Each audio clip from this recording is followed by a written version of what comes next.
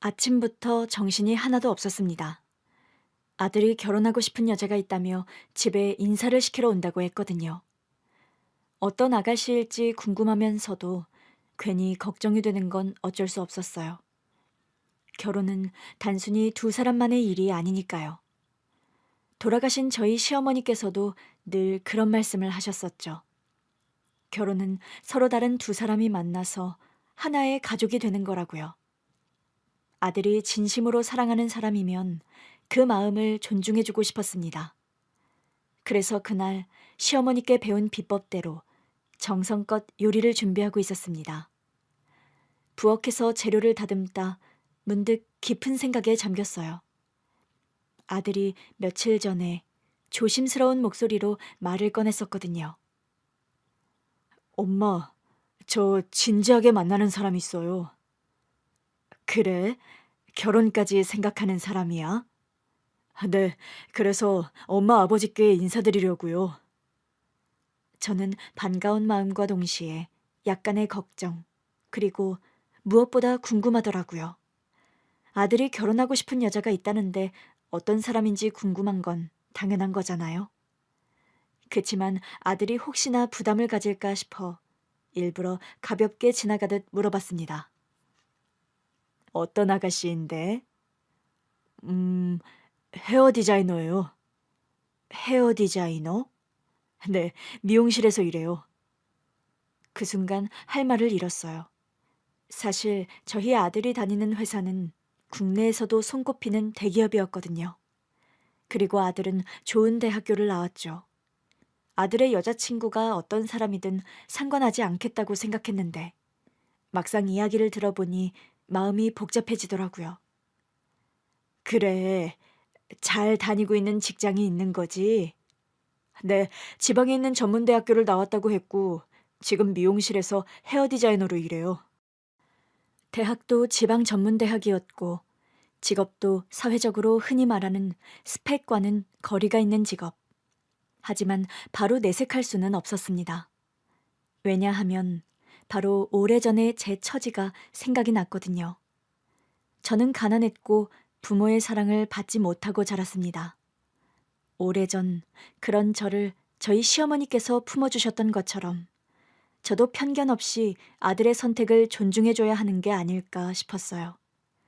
그래서 별다른 말도 하지 않았고 더 이상 묻지도 않았습니다. 그때 거실에서 남편의 목소리가 들려왔어요. 아, 이 먼지들은 도대체 어디서 나오는 거야? 여보, 청소하는 거예요? 그럼 깨끗하게 해야지. 우리 집에 오는 손님인데. 게다가 성현이가 결혼하고 싶은 아가씨라잖아. 남편은 허리를 펴고 한숨을 내쉬더니 창문을 활짝 열었습니다.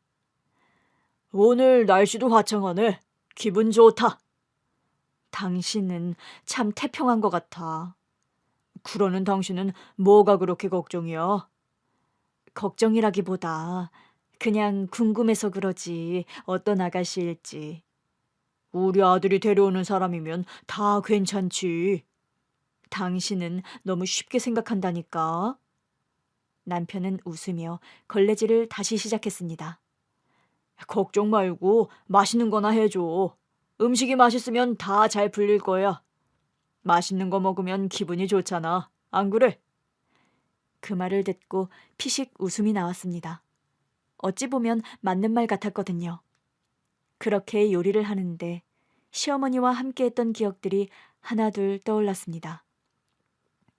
성현의 미야, 음식은 말이야. 재료보다 중요한 게 뭔지 아니? 뭘까요, 어머님? 정성이다. 시어머니께서는 정성이 들어간 음식이 가장 맛있는 음식이라고 하셨죠. 그래서 그날 시어머니의 말씀을 떠올리며 정성을 다해 요리를 준비했습니다. 김치전, 나물무침, 갈비찜, 잡채, 그리고 따끈한 미역국까지. 요리를 다 해놓고 보니 정말 정갈하고 맛있어 보였어요. 여보, 이쪽으로 잠깐 와봐. 이 정도면 됐겠죠? 와, 냄새 끝내주네. 우리 아들 그냥 코 박고 먹겠는데. 그런가? 하긴 같이 살 때는 안 그러더니 따로 사니까 그렇게 엄마 밥이 그립다고 그러더라고. 독립시켜서 내보내길 잘한 것 같아. 회사 근처에 방을 얻었으니 출퇴근도 편하고 얼마나 좋아. 당신만 서운하지. 성현이는 얼마나 잘 지내는데. 나도 나름 익숙해졌거든요. 당신도 못내 아쉬우면서 안 그런 척 하는 거지? 내가 뭘 아쉬워해. 다 큰 자식 품에 껴안고 키우는 게 더 이상한 거지. 아휴, 알겠어. 당신 말이 다 맞아. 그나저나 여보, 얼른 자리 좀 정리해줘요. 준비가 거의 끝나갈 무렵 아들에게 전화가 걸려왔습니다. 엄마, 저 거의 다 왔어요. 금방 도착해요. 그래, 문 열어줄게. 저는 문 쪽으로 걸어가면서 심호흡을 했어요. 어떤 아가씨일까? 기대 반 걱정 반. 괜히 심장이 두근두근했거든요. 초인종이 울리는 소리가 들렸고 미리 문 앞에 서 있던 저는 곧바로 문을 열어주었습니다. 왔구나. 어서 들어와. 문을 열자 아들과 그의 여자친구가 나란히 서 있었습니다. 아들의 여자친구, 그러니까 예비 며느리는 생각보다 훨씬 화려한 인상이었어요. 헤어 디자이너답게 머리는 정갈하게 스타일링이 되어 있었고 세련된 원피스에 구두까지 깔끔하게 신은 모습이었습니다. 눈매는 또렷했고 입가에는 환한 미소가 떠 있었어요. 엄마, 아버지, 저희 왔어요. 어머니, 안녕하세요. 아들의 여자친구가 밝게 웃으며 상냥한 목소리로 인사를 하더라고요.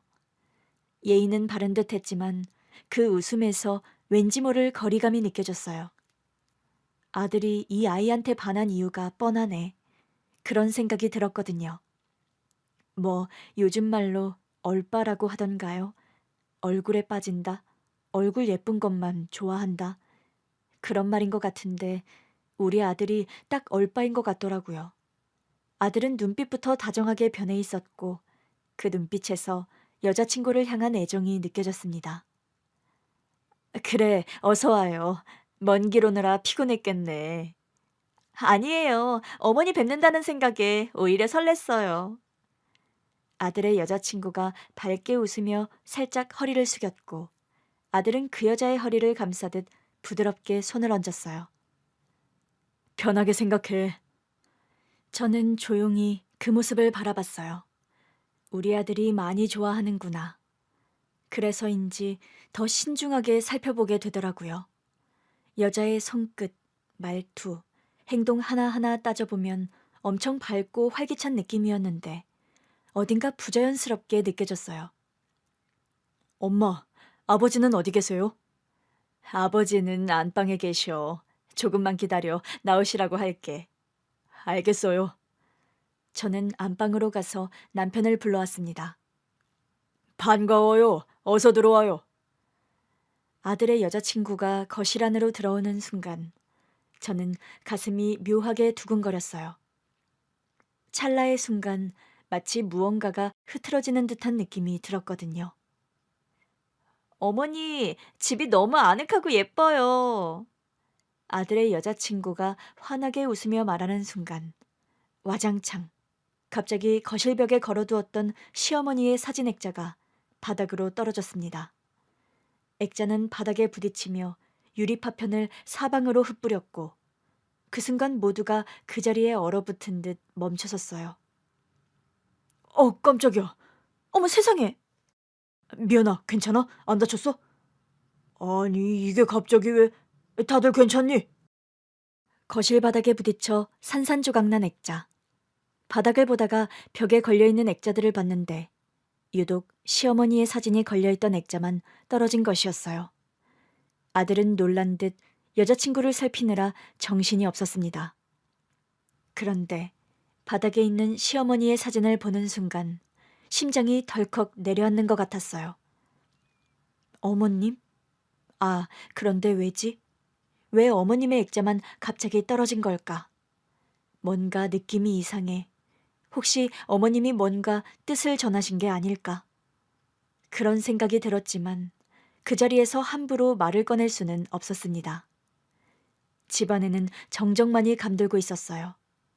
그런데 그때 아들의 여자친구가 갑자기 실없는 듯한 웃음을 지으며 말을 하더라고요. 이거 뭐죠? 귀신이 장난친 건가요? 아들의 여자친구는 일부러 아무렇지 않은 듯 행동하려 했지만 손끝이 살짝 떨리고 있었거든요. 그 모습을 보고 싸한 느낌이 들었습니다. 아니, 그것보다 말하는 게 왜 저런담. 귀신이 장난을 쳤다니. 떨어진 액자 안에 있는 분이 어떤 분인지도 모르면서 무슨 귀신 장난이라는 소리를 저렇게 쉽게 하는 거야. 그 아가씨의 말이 참 거슬리더라고요. 그때 남편이 빗자루와 쓰레받기를 가져와 유리 조각을 치우기 시작했습니다. 갑자기 이게 왜 떨어진 거지?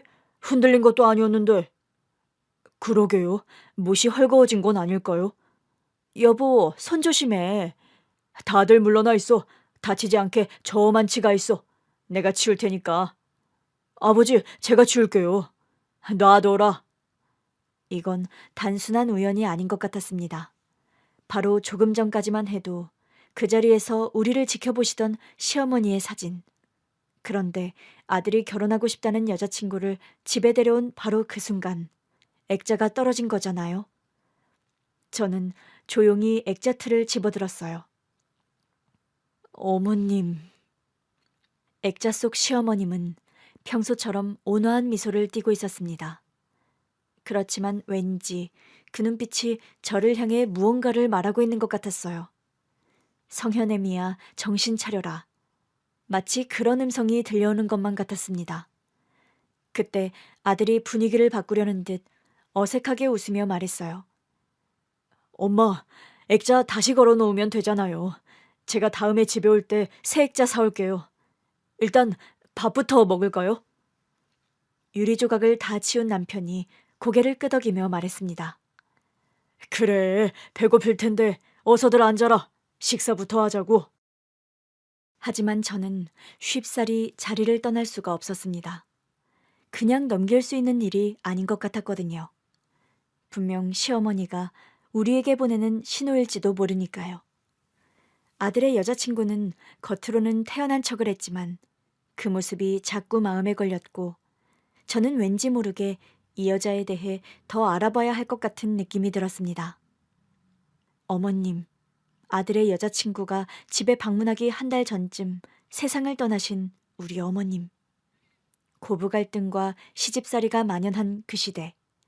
제가 막 시집을 왔을 때니까 거의 30여 년 전. 그 시대에도 저는 시집살이 같은 걸 전혀 모르고 살았습니다. 그게 다 마음이 바다같이 넓고 깊은 우리 어머니 덕분이었어요. 돌이켜 생각해보니 저는 부모 복은 지지리도 없이 태어났는데 하늘도 그걸 불쌍하게 여겼는지 저에게 시댁복을 허락하신 것 같았습니다. 어릴 적 저는 언제나 허기진 배를 움켜쥐고 있었어요. 엄마가 집을 나간 뒤로는 더 그랬습니다.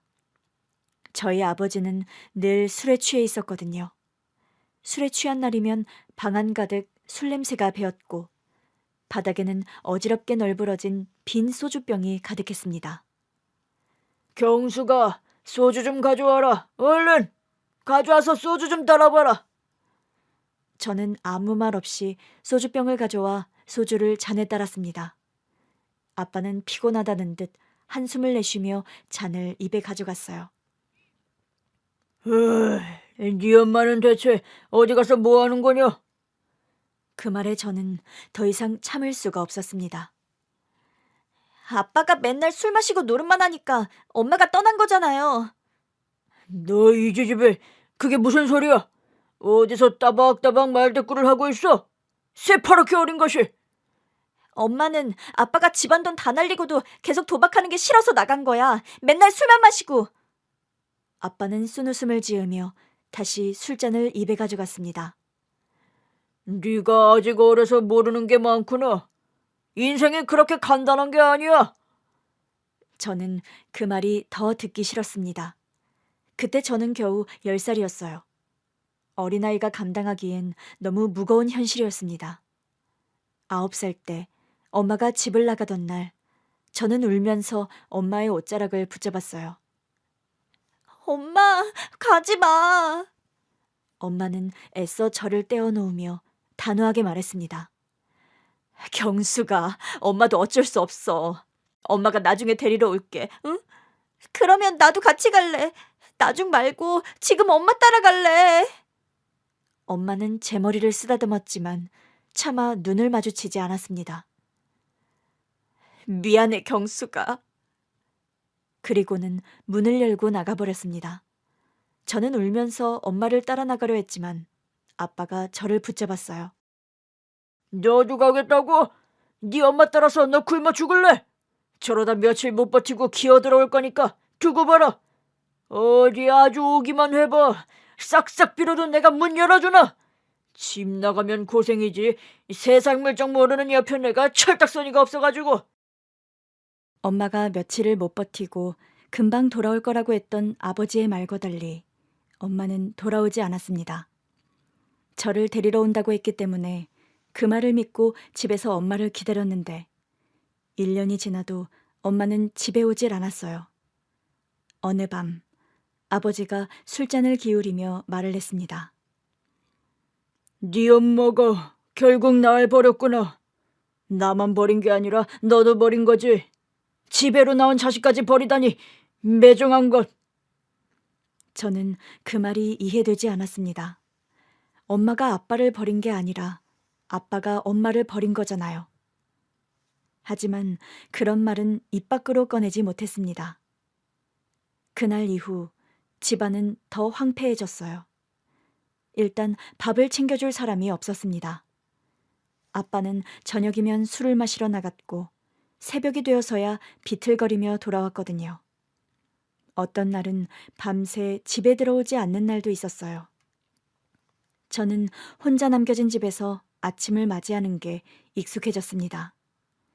배가 고프면 찬장을 뒤졌고 가끔씩 쌀이 떨어진 날엔 그냥 물을 마시고 버티기도 했어요. 이웃집 아주머니가 그런 저를 안쓰럽게 여기셨는지 가끔 밥을 가져다 주셨습니다. 경수가 오늘은 아줌마 집에서 밥 먹고 가. 괜찮아요, 아줌마. 괜찮긴 뭐가 괜찮아. 너 혼자 있는 거 다 아는데. 하지만 밥 냄새를 맡자 참을 수가 없더라고요. 그렇게 이웃집에서 밥을 얻어먹던 날들이 많았습니다. 그렇게 지내다 보니 어느새 엄마 없이 사는 게 당연한 일이 되어버렸어요.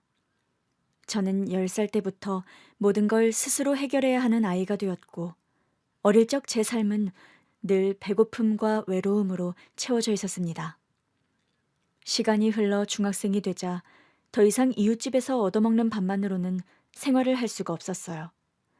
아빠는 여전히 술에 취해 살았고 집에 있는 냉장고는 텅 비어 있을 때가 많았거든요. 그래서 저는 돈을 벌기로 결심했습니다.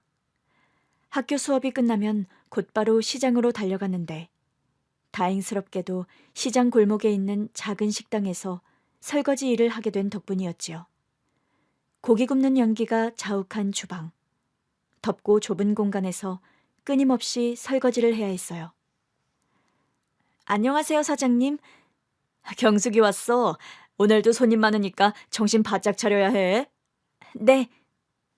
물에 부른 손을 보며 한숨을 쉬는 날도 많았지만 돈을 벌어야 했습니다. 그렇게 번 돈으로는 쌀과 김치, 라면을 사 먹었고 어떤 날은 아빠의 술값을 대기도 했습니다. 고등학생이 되고 나서도 생활은 크게 나아지지 않았고 오히려 더 힘들어졌어요. 아버지가 점점 더 많은 돈을 요구했거든요. 경수가 돈 좀 있냐? 없어요. 거짓말 치지 마라. 너 식당에서 일하면서 돈 모으는 거 다 안다. 아빠, 그 돈은 제가 학교 다니는데 써야 해요. 학교? 에이, 그런 거 다 소용없어. 너 빨리 취직해서 돈이나 벌어. 저는 아버지의 말을 무시하고 고개를 돌렸습니다. 그렇게 밤늦게까지 일하고 새벽에 일어나 등교하는 생활이 반복됐고 그러다 집을 떠나야겠다는 생각을 하게 됐습니다. 아빠의 술주정과 돈 요구가 심해질 대로 심해진 어느 날, 더 이상 이대로 살면 안 되겠다는 생각이 들었어요. 그날 밤 아버지가 술을 마시러 나간 사이 저는 몰래 작은 가방에 짐을 쌌어요. 옷 몇 벌만 챙기면 돼. 그리고 그동안 모은 돈도. 손이 바쁘게 움직였어요. 가방을 조용히 문 뒤에 숨겨놓고 새벽 첫 차를 타고 도망치려고 했습니다. 그런데 제 계획은 그날 밤 바로 들통나고 말았어요.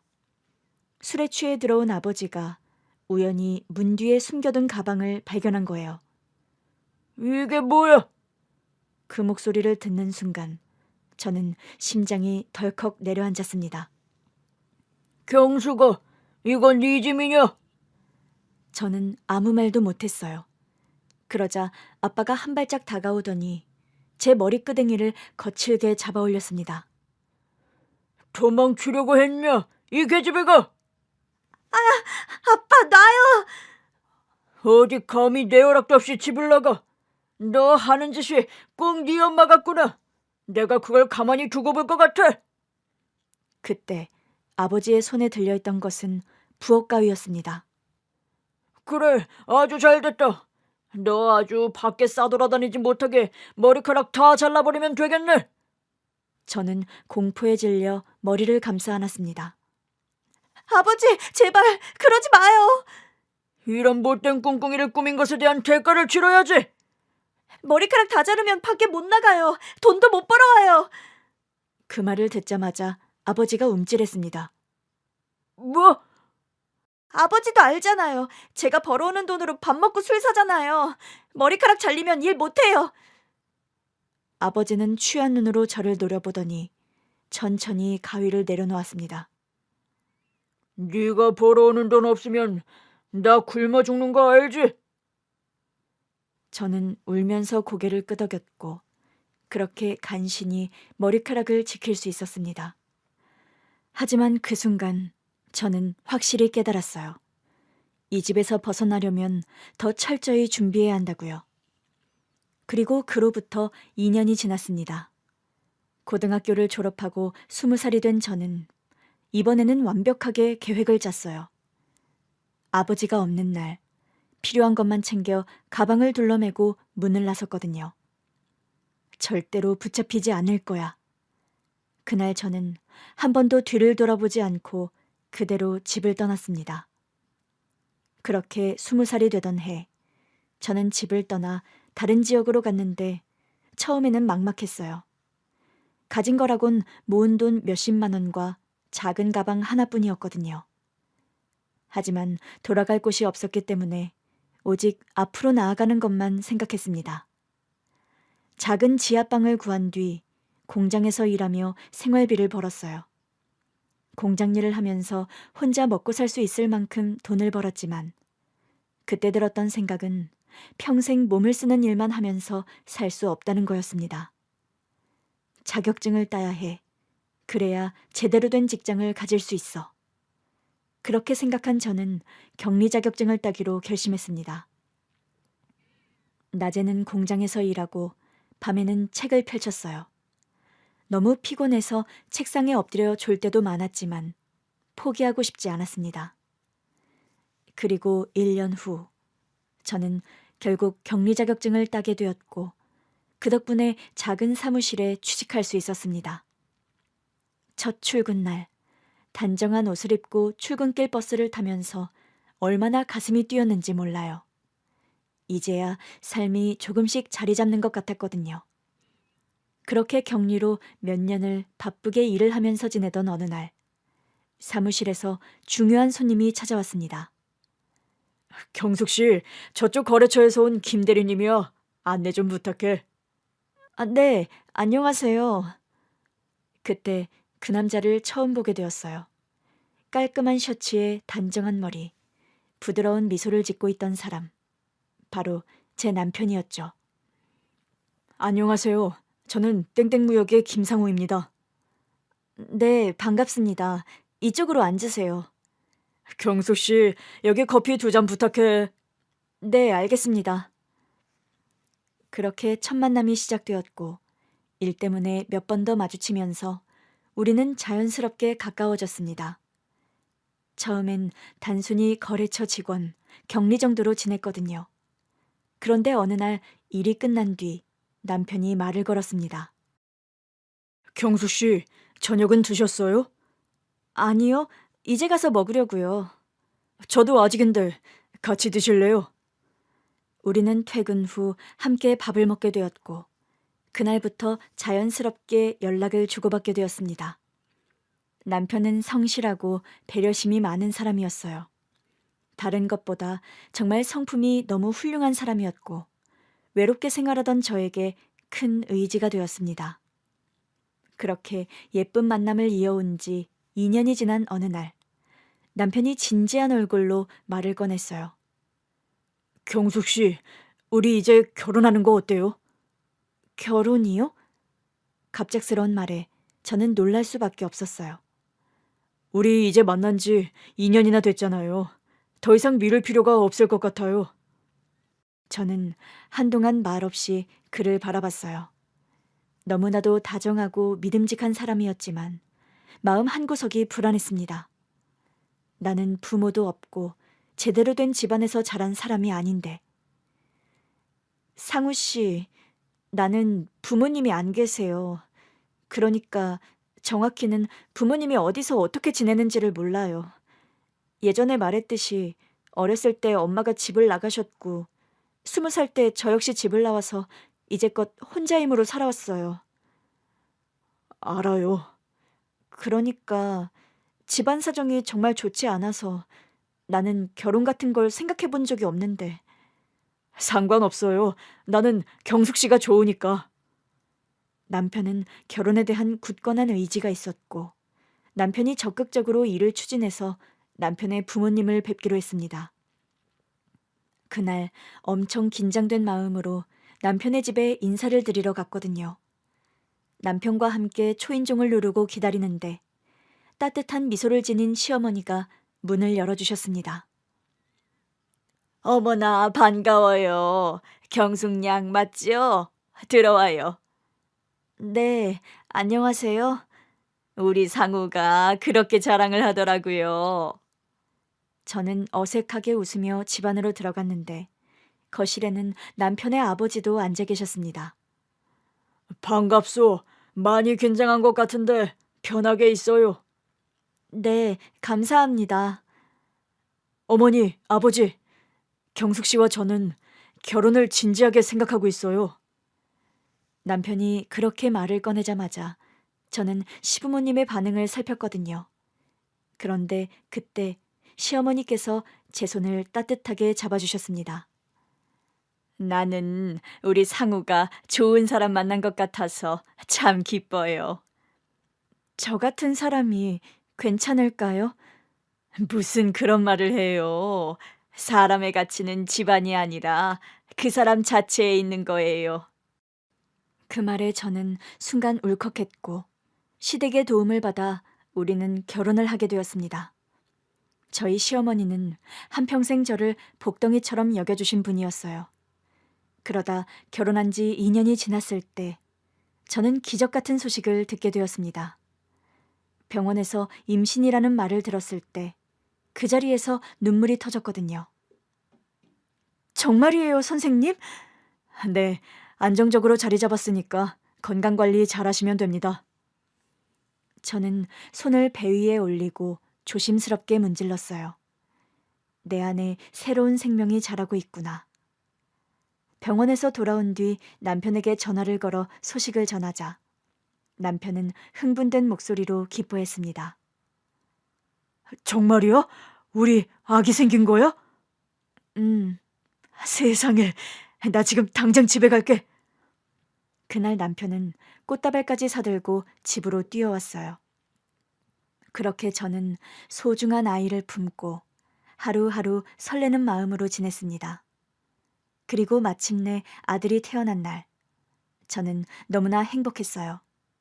눈도 못 뜨고 작은 손을 쥐고 있는 아기를 보고 있자니 모든 힘듦이 사라지는 것 같았거든요. 우리 아기 정말 작고 예쁘다. 그러게요. 남편은 제 손을 꼭 잡으며 속삭였어요. 고생했어, 여보. 그 순간 저는 울컥해서 눈물을 흘리고 말았어요. 그동안 부모 없이 살아온 제게 처음으로 진짜 가족, 완전한 가족이 생겼다는 마음이 들었거든요. 저희 시어머니께서는 아들의 이름을 직접 지어주셨습니다. 이 아이는 성현이라고 하자. 성현이요? 바르고 빛나는 사람이 되라는 뜻이야. 그렇게 우리 아들의 이름은 김성현이 되었습니다. 저희 부부는 시댁과 1시간 정도 떨어진 거리에서 살고 있었는데 아들을 데리고 시부모님을 자주 찾아뵈었습니다. 시부모님이 손자를 너무너무 좋아하셨거든요. 아이고, 우리 성현이 왔구나. 할머니! 아들은 할머니를 보자마자 두 팔을 벌리고 달려갔고 시아버지께서도 손자를 품에 안고 흐뭇하게 웃으셨습니다. 할아버지가 우리 성현이 용돈 줄까? 네. 아들은 두 손을 번쩍 들어 보이며 좋아했어요. 그 모습은 아무리 봐도 질리지가 않은 모습이었습니다. 아들이 가족의 사랑을 받으며 자란다는 게 너무나 다행스러웠거든요. 아들은 아픈 곳 없이 건강하게 자랐고 시간이 흘러 중학생이 되었어요. 하지만 그 무렵 시아버지께서 갑작스럽게 건강이 나빠지기 시작했습니다. 남편과 저는 병원을 오가며 간병을 했지만 얼마 지나지 않아 시아버지는 눈을 감으셨습니다. 장례식장에서 어머님은 남편의 손을 꼭 잡고 눈물을 삼키셨고 저는 그런 시어머니를 꼭 안아드렸어요. 어머님, 저희가 곁에 있을게요. 그날 이후 남편과 저는 결정을 내렸습니다. 아무래도 엄마 혼자 지내시게 하면 안 될 것 같아. 우리랑 같이 지내시면 좋겠어. 나도 그게 좋을 것 같아. 우리가 어머님 모시고 함께 살면 되잖아. 그렇게 우리 부부는 시아버지가 떠난 뒤 홀로 남게 된 시어머니를 집으로 모셔오게 되었습니다. 사실 시어머니는 저희가 모시겠다고 할 때부터 저희에게 조금도 짐이 되려 하지 않으셨거든요. 나는 괜찮으니까 너희들 사는데 불편하지 않게 할게. 어머님, 그런 말씀 마세요.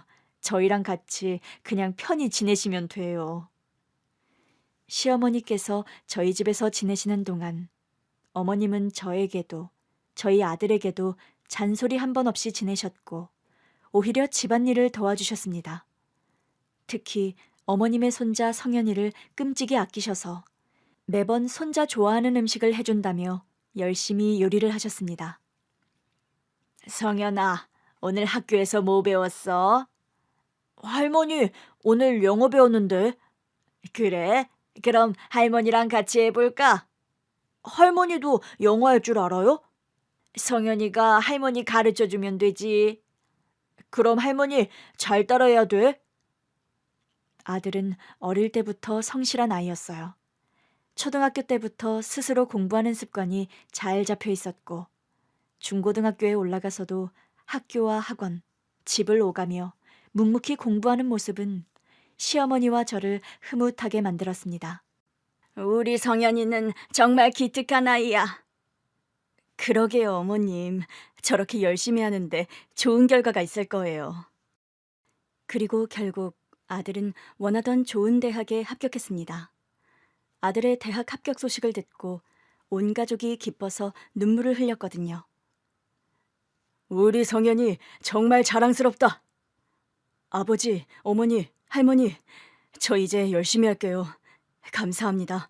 다 할머니랑 엄마, 아버지 덕분이에요.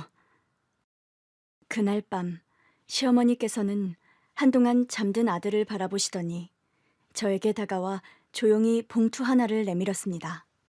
성현의 미야, 이거 내가 그동안 모아둔 돈이다. 성현이 등록금에 보태 써라. 어머님, 이건... 안 받겠다는 소리 하지 마라. 성현이 대학 갈 거 생각하며 모아둔 돈이다. 저는 눈시울을 붉히며 시어머니께 고개를 숙였어요. 감사합니다, 어머님. 감사해요. 아들은 대학에 진학했고 어려움 없이 학업에 집중할 수 있었습니다. 그러다 시간이 흘러 아들이 군대에 가게 되었어요. 아들이 훈련소에 입소하는 날, 우리 가족은 다 같이 아들을 배웅하러 갔습니다. 성현아, 밥 잘 챙겨 먹어야 한다. 할머니, 걱정 마세요. 건강하게 다녀올게요. 남자는 군대 가면 철든다더라. 한층 더 듬직해져서 돌아오겠지. 어디 아프지 말고 몸 건강하게만 다녀와. 아들은 씩씩하게 웃으며 격려를 했어요. 네, 다녀오겠습니다. 우리는 멀어지는 아들의 뒷모습을 바라보며 손을 흔들었습니다. 그리고 군대에 있는 동안 아들은 집으로 편지를 자주 보냈습니다. 저는 아들에게 온 편지를 시어머니께 읽어드리곤 했어요. 어머님, 성현이가 편지를 보냈어요. 그래? 어서 읽어봐라. 할머니, 잘 지내세요? 저 성현이에요. 군대에 오니까 집에서 할머니가 차려주신 밥이 너무 그리워요. 여기 밥은 정말 맛이 없어요. 할머니가 해주신 된장국이 먹고 싶어요. 훈련은 힘들지만 할머니 말씀처럼 꾹 참고 열심히 하고 있어요. 할머니, 저 건강하게 잘 지낼 테니까 너무 걱정하지 마세요. 저 휴가 나오면 꼭 할머니랑 같이 마트도 가고 할머니가 좋아하는 붕어빵도 사올게요. 할머니, 사랑해요. 성현 올림. 편지를 다 읽자 시어머니는 눈물을 닦으며 웃으셨어요. 우리 성현이가 참 기특한 놈이야. 그러게요, 어머님. 성현이가 다 컸어요. 저희 아들은 군대에서 건강하게 생활했고 제대 후 다시 대학으로 복학을 했습니다. 아들은 성실하게 대학 생활을 마친 뒤 졸업하고 대기업에 취업하는 기쁨까지 안겨줬어요. 성현이가 좋은 회사에 들어갔다고? 네, 어머님. 다 어머님 덕분이에요. 아니다. 내 덕이 아니라 성현이 노력이었다. 저희 시어머니는 손자를 너무나 자랑스러워 하셨습니다. 아들은 직장에 잘 적응하며 바쁘게 지냈어요. 회사에서 인정받으며 차근차근 성장하는 모습을 보니 저는 물론 시어머니도 무척 뿌듯해 하셨습니다. 우리 성현이가 어릴 때부터 야물더니 잘 컸다. 잘 컸어. 어머님 덕분이에요. 어머님께서 사랑으로 키워주셨잖아요. 아니다. 애미가 고생했지. 그래도 어려서부터 뭐든 혼자 척척하던 애라 걱정이 없었다만 이렇게 훌륭하게 자라주었으니 그저 감사할 뿐이지. 한결같이 가족들을 사랑으로 품어주신 시어머니께 항상 감사한 마음이었습니다. 하지만 시간이 흐르면서 시어머니의 건강이 눈에 띄게 약해지기 시작했어요. 90세가 넘으면서 거동이 불편해졌고 예전처럼 부엌에 나와 음식을 하거나 마당을 오가시던 모습도 점점 줄어들었거든요. 어느 날 아침부터 일어나지 않으시는 시어머니를 보고 걱정이 되어 방으로 들어갔어요. 어머님, 아직 주무세요? 그냥 몸이 좀 무겁다. 시어머니의 손을 잡아보니 예전보다 더 야위어 있었습니다. 그날 이후 저는 시어머니를 돌보는 시간이 많아졌어요. 그러던 어느 날 남편과 아들이 조심스럽게 말을 꺼냈어요. 어머님 건강이 갈수록 안 좋아지시는데 요양원에 모시는 게 어떨까? 엄마, 저도 요양원이 나쁘지 않은 것 같아요. 간호사분들도 계시고 시설도 잘 되어 있고. 하지만 저는 단호했습니다. 아니에요. 어머님을 요양원에 모실 순 없어. 당신이 힘들잖아. 힘들어도 괜찮아. 어머님을 절대 남의 손에 맡길 순 없어. 아들은 제 손을 꼭 잡으며 걱정스러운 얼굴로 말했습니다. 엄마, 제가 도울게요. 너무 무리하지 마세요. 그렇게 저는 시어머니를 끝까지 집에서 모시기로 했습니다. 시어머니를 돌보는 동안 저는 하루하루 더욱 정성을 다했어요. 아침마다 따뜻한 물수건으로 얼굴을 닦아드리고 부드러운 죽을 만들어 드렸습니다. 성현애미야, 힘들지 않니? 아니에요, 어머님. 어머님께서 저한테 얼마나 잘해주셨는데요. 그래도 내가 짐이 되는 것 같아서. 그런 말씀 마세요. 어머님은 제게 너무나도 소중한 분이에요. 시어머니는 미소를 지으셨지만 점점 말씀이 줄어들었습니다. 그러던 어느 날 어머님이 조용히 제 손을 잡고 말씀하셨어요. 성현이가 좋은 사람 만나서 결혼하는 것만 보면 좋을 텐데. 어머님, 그러실 수 있어요. 조금만 더 힘내세요. 나는 이제 다 살 만큼 살았다. 이제 네 아버지한테 가야지. 그 말을 듣고 저는 눈물이 왈칵 쏟아졌습니다. 그리고 얼마 후 시어머니는 가족들이 지켜보는 가운데 편안한 얼굴로 마지막 숨을 거두셨어요. 어머님이 떠나셨다는 걸 알게 된 순간 저는 오열하고 말았습니다. 어머님, 어머님. 남편과 아들도 저를 부축하며 함께 눈물을 흘렸고 얼마 뒤 저희 가족은 시어머니의 장례를 치렀습니다. 장례식장에서 저는 영정사진을 보며 마음으로 기도를 했습니다. 어머님, 아버님 곁에서 편히 쉬세요. 장례를 마친 후 시어머니는 시아버지 곁에 모셔졌습니다. 사실 그때 아들은 만나고 있는 아가씨가 있었거든요. 나중에 아들한테 할머니께서 떠나시기 전에 손자가 좋은 사람 만나서 결혼하는 거 못 봐서 아쉽다는 말씀을 하셨었다고 하니까 아들도 그제야 아쉬워하더라고요. 조금 더 빨리 결정을 했더라면 할머니한테 보여드렸다면 좋아하셨을 거라면서요. 아들과 그런 대화를 하고 3주 정도 지났을 때 아들이 결혼할 여자를 집에 데려오겠다 이야기를 한 거였습니다. 그렇게 부모복 없는 나를 불쌍히 여겨 한평생 싫은 소리 안 하던 시어머님이 돌아가신 지 한 달 후 아들이 며느리감이라고 여자를 데리고 왔는데 어머니 안녕하세요 호호. 그 순간 거실벽에 걸려있는 시모 사진 액자가 이유 없이 떨어져 와장창 소리가 나는 순간 역대급 반전이 일어났는데 거실벽에 걸려있던 시어머니의 사진 액자가 바닥으로 떨어진 순간 저는 심장이 철렁 내려앉았어요. 와장창 유리 파편이 사방으로 흩어졌고 모두가 순간 얼어붙어 버렸죠. 이거 뭐죠? 귀신이 장난이라도 친 건가요? 순간 시어머니께서 저에게 경고하시는 것만 같았습니다. 성현애미야, 정신 차려라. 머릿속에서 시어머니의 목소리가 들리는 듯했고 저는 말없이 어머님의 사진을 조심스럽게 들어올렸습니다. 어머님. 사진 속 시어머니는 여전히 온화한 미소를 짓고 계셨지만 그 눈빛이 마치 저에게 이 아이를 더 자세히 살펴보라고 말하는 듯 했습니다. 정성껏 준비한 음식을 함께 먹고 후식을 먹은 뒤 아들의 여자친구는 돌아갔습니다. 하지만 그날 밤 저는 잠을 이루지 못했어요. 단순한 우연이 아닐지도 모른다는 생각이 들었고 저는 예비 며느리에 대해 알아보기로 했습니다. 다음 날 저는 탐정사무소를 찾기로 결심했어요. 이런 일을 해본 적이 없었기에 사설 조사기관을 찾는 것 자체가 조심스러웠거든요.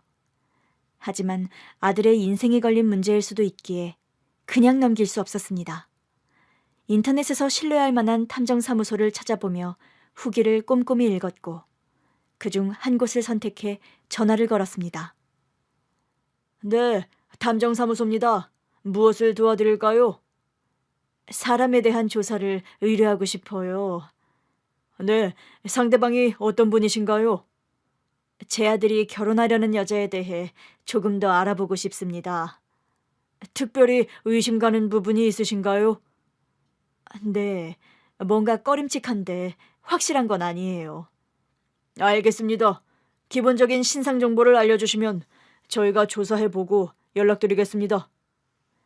저는 예비 며느리의 이름과 직장 등 알고 있는 정보를 차근차근 전달했습니다. 그리고 2주 뒤 탐정사무소에서 연락이 왔어요. 고객님, 조사 결과가 나왔습니다. 네, 어떤가요? 말씀드리기 조심스럽지만 고객님의 아드님과 교제 중인 여성분 이미 결혼한 기록이 있습니다. 그 말에 저는 핸드폰을 꽉 쥐었습니다. 뭐라고요? 혼인신고된 기록이 남아 있습니다. 그리고 1년 전에 이혼신고도 되어 있네요. 그럼 이혼한 상태라는 거죠? 그런데 이상한 점이 있습니다. 상대 남성과 여전히 같은 주소지로 등록되어 있거든요. 순간 등골이 서늘해졌습니다. 일반적으로 이혼을 하면 주소를 따로 정리하는 경우가 많습니다. 그런데 아직 같은 주소지에 남아있다는 건 위장 이혼일 가능성이 있다는 거네요. 네, 그렇게 의심될 만한 정황이 있습니다. 저는 핸드폰을 손에 꼭 쥔 채 조용히 숨을 들이마셨다 내쉬었어요. 그 사람과 아직도 같이 살고 있는 건가요? 그건 확실하지 않지만 경제적인 관계가 정리되지 않은 기록이 있습니다. 예를 들면 공동명의로 된 재산이나 계좌 등이 그대로 유지되고 있더군요. 도대체 무슨 생각이지? 같이 사는 남자가 있으면서 왜 우리 아들이랑 결혼을? 온몸에서 소름이 돋는 것 같았습니다. 만약 이 사실을 모른 채 아들이 결혼을 진행했다면 정말 큰일이잖아요. 증거 자료 같은 건 받을 수 있을까요? 네, 조사한 기록과 함께 공식 문서로 정리해서 전달해 드리겠습니다. 추가로 필요하시면 아직 그 남자와 동거 중인지도 알아봐 드릴 수 있습니다. 그것도 부탁드릴게요. 전화를 끊고 나서도 저는 한동안 멍하니 서 있었습니다. 예비 며느리가 위장 이혼을 하고 아들에게 접근했다는 사실이 믿기지 않았거든요. 그런데 시간이 지나자 뭔가 명확해지더라고요. 어머님이 내게 신호를 주신 게 맞았어. 떨어진 사진 액자가 마치 시어머니께서 저에게 잘 살펴보라고 말하는 것 같았는데 그게 맞았던 거였습니다. 탐정에게서 받은 첫 번째 결과만으로도 저는 충격을 받았지만 아직 확실한 증거가 부족했습니다. 정말로 그 여자가 아직도 전 남편과 함께 살고 있는 걸까? 단순한 행정처리 미비일 수도 있고 주소지만 남아있을 수도 있는 거니까요. 하지만 제 마음속에서는 이미 시어머니가 경고해 주신 것 같은 느낌이 들었습니다. 성현애미야, 확실하게 알아봐라. 그 목소리가 계속 귓가에 맴도는 것 같았고 저는 결국 탐정사무소에 다시 연락을 했어요. 추가로 조사 의뢰하고 싶습니다. 어떤 부분을 더 확인해 드릴까요? 그 여자가 정말로 전 남편과 함께 살고 있는지 직접 확인할 수 있을까요? 그렇다면 거주지 확인과 함께 사진 증거를 확보해 보겠습니다. 그리고 며칠 후 탐정에게서 다시 연락이 왔습니다. 고객님, 예상하셨던 대로입니다. 무슨 말씀이세요?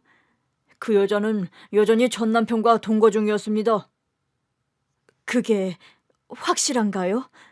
네, 저희가 몇 차례 확인한 결과 두 사람이 같은 집에서 함께 들어가고 나오는 모습이 촬영되었습니다. 탐정이 보내온 사진을 확인하는 순간 저는 더 이상 부정할 수 없었습니다. 사진 속에서 그 여자는 다른 남자와 다정하게 걸어가고 있었거든요. 집 앞에서 대화를 나누다가 웃으며 같은 집으로 들어가는 모습이 선명하게 찍혀 있었어요. 그리고 며칠 후 다시 찍힌 사진에서도 그들은 한 집에서 함께 나오고 있었습니다. 저는 핸드폰을 꼭 쥔 채 숨을 크게 내쉬었어요. 이 사실을 아들에게 말해야 했기 때문이었죠. 저는 집으로 아들을 부른 뒤 천천히 입을 열었습니다. 성현아, 엄마가 너한테 꼭 해야 할 말이 있어. 네, 엄마. 무슨 일이에요? 저는 한참을 망설이다가 핸드폰을 열어 탐정이 보내온 사진을 보여줬어요. 이거 네 여자친구에 대한 거야. 아들은 처음에는 의아한 표정을 지었어요. 그러나 사진을 한 장 한 장 넘겨보는데 점점 표정이 굳어졌습니다. 이게 뭐예요? 너한테 미리 말을 안 해서 미안해. 엄마가 그러면 안 되는 건데 지난번에 우리 집에 인사 다녀간 다음 너무 이상한 느낌이 들어서 네 여자친구에 대해 좀 더 알아봤거든. 그 아이 위장 이혼한 거였어. 그리고 아직도 전 남편과 같이 살고 있더라. 아들은 믿을 수 없다는 표정을 지으며 머리를 감쌌습니다. 그럴 리가 없어요, 엄마. 이거 잘못된 정보일 수도 있잖아요. 나도 그러길 바랐어. 그래서 추가로 더 확인을 한 거야. 저는 핸드폰을 돌려주며 조용히 덧붙였습니다. 이게 현실이야, 성현아. 아들은 몇 초 동안 아무 말도 하지 않았는데 그러다 손을 꽉 쥐고 이를 악물었습니다. 뭐가 뭔지 모르겠어요. 아들의 눈가가 빨개졌어요. 그토록 사랑했던 사람이 사실은 다른 남자와 계속 함께 살고 있었다는 것을 알게 되었으니 얼마나 배신감이 들었을까요? 하지만 이대로 넘어갈 수는 없었어요. 며칠 후 아들은 여자친구를 만나 직접 이 사실을 물어봤다고 했습니다. 너 나한테 숨긴 게 있지? 무슨 말이야?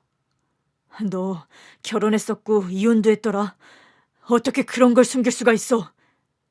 여자는 순간적으로 동요하는 기색을 보였지만 곧 태연한 척하며 웃었대요. 그걸 어떻게 한 거야? 내 뒷조사라도 한 거야? 자기 그렇게 안 봤는데 진짜 실망이다. 내가 어떤 모습이든 어떤 사람이든 사랑한다면서. 나 조만간 다 말하려고 했어. 그래, 나 한 번 갔다 왔어. 그게 뭐 죽을 죄를 진 건 아니잖아? 요즘같이 밥 먹듯 이혼하는 시대에 사정이라는 게 있을 수도 있지. 너 그걸 말이라고 해? 그걸 숨겼다는 것도 충격이지만 너 그 남자랑 정리 안 했잖아. 뭔 소리야? 이혼한 지 1년도 넘었거든? 아들은 조용히 핸드폰을 꺼내 사진을 보여줬다고 합니다. 그럼 이건 뭐야? 사진 속에서 그 여자는 전 남편과 팔짱을 끼고 웃고 있었죠. 설명해봐. 그건 오해야. 이거 다 오해야. 변명하지 마. 나 이제 다 아니까. 네 입에서 나오는 말 한마디도 더 듣기 싫고 들을 필요도 없어. 여자는 더 이상 말을 못하고 그 자리에서 도망치듯 나가버렸다고 합니다. 그날 이후 아들은 완전히 그 여자와 연락을 끊었다고 했어요. 며칠 후 저는 아들에게 조심스럽게 물었습니다. 괜찮니, 성현아? 아들은 조용히 고개를 끄덕였어요. 네, 처음엔 믿고 싶지 않았는데 이제는 괜찮아요. 저는 아들의 어깨를 토닥여주며 조용히 속삭였어요. 할머니께서 널 지켜주신 거야. 아들은 그 말을 듣고 잠시 하늘을 바라봤어요. 그런 것 같아요. 아들이 더 큰 상처를 입기 전 돌아가신 저희 시어머니가 지켜준 덕분에 결혼을 막을 수 있었습니다. 아들은 그 일이 있은 후 결혼에 대해 신중해졌어요. 파혼을 한 이후 몇 년 동안은 일과 자기 자신을 다잡으며 살았거든요. 성현아, 결혼 생각은 없니? 아직은 좀 더 시간을 두고 싶어요. 저는 더 이상 재촉하지 않았습니다. 시간이 흐르면 자연스럽게 좋은 인연이 찾아올 거라는 걸 알고 있었거든요. 그리고 정말로 그렇게 됐어요. 아들이 30이 훌쩍 넘었을 때 한 여자를 만나게 되었습니다. 엄마, 이번에는 정말 좋은 사람을 만난 것 같아요. 그래? 어떤 아가씨인데? 착하고 따뜻한 사람이에요. 제가 힘들 때도 옆에서 묵묵히 있어줬어요. 그리고 아들의 여자친구를 만난 날, 저는 단번에 알 수 있었습니다. 이 여자는 정말 좋은 사람이구나. 어머님, 처음 뵙겠습니다. 성현 씨에게 늘 말씀 많이 들었어요. 며느리는 차분한 목소리와 따뜻한 미소를 가진 사람이었습니다. 그래요, 반가워요. 엄마, 아버지, 저희 결혼하려고 해요. 이번에 저는 아무런 망설임도 없이 아들의 선택을 응원했어요. 결혼식 날, 저는 하늘을 올려다보았습니다. 어머님, 보이시죠? 성현이가 드디어 좋은 짝을 만났어요. 아들은 결혼을 하고 행복한 가정을 꾸렸습니다. 그러던 어느 날 아들이 들뜬 목소리로 전화를 걸어왔어요. 엄마, 아버지, 큰일 났어요. 무슨 일이야? 큰일이라니, 뭔 일인데 그래? 쌍둥이에요. 우리 아기들 쌍둥이라고요. 그 말을 듣는 순간 눈물이 핑 돌았습니다. 정말이니? 네, 병원에서 초음파 사진 찍었어요. 쌍둥이라니, 세상에나 축하한다. 며느리가 임신기간을 잘 보내도록 신경을 써주었고 마침내 시간이 지나 둥이들이 세상에 나오는 날이 되었습니다. 출산 당일 병원 대기실에서 저는 아들의 손을 꼭 잡고 있었어요. 성현아, 괜찮니? 네, 그런데 너무 긴장돼요. 기다림 끝에 간호사가 환하게 웃으며 우리에게 다가왔습니다. 축하드립니다. 산모도 건강하고 아기들도 모두 건강해요. 아들은 그 자리에서 주저앉아 울음을 터뜨렸어요. 감사합니다. 감사합니다. 그렇게 저희 가족에게 쌍둥이가 찾아왔습니다. 둥이들을 품에 안았는데 우리 아들을 처음 안았을 때 느꼈던 그 감격이 다시 떠올랐어요. 어머님, 증손주들이 태어났어요. 우리 성현이가 아이들 아빠가 됐어요. 둥이들은 태어난 지 3달이 지나 저희 집에 왔거든요. 거실벽에 걸린 사진 속 시어머니는 여전히 따뜻한 미소를 짓고 계셨어요. 증조 할머니께 인사드려야지. 손자들이 옹알이를 하며 시어머니의 사진을 바라보는 것 같았습니다. 어머님이 살아계셨다면 이 아이들을 얼마나 예뻐하셨을까요? 시어머니가 지켜주신 우리 가족은 이제 손자들까지 함께하며 더욱 단단해졌습니다. 이 기회를 빌려 꼭 말씀을 드리고 싶어요. 어머님, 저희 잘 살고 있어요. 어머님께서 지켜주신 이 가족 늘 감사한 마음으로 지켜갈게요.